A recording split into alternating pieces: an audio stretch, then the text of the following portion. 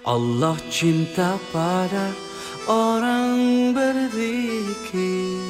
Allah cinta pada orang berfikir.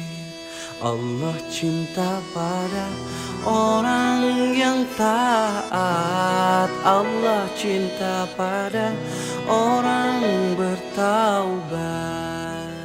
Assalamualaikum warahmatullahi wabarakatuh. Sahabat-sahabatku yang beriman, sebentar lagi kita akan memasuki bulan suci Ramadan 1441 Hijriah. Bulan suci Ramadan, bulan yang penuh keberkahan, bulan yang penuh rahmat, bulan yang penuh ampunan.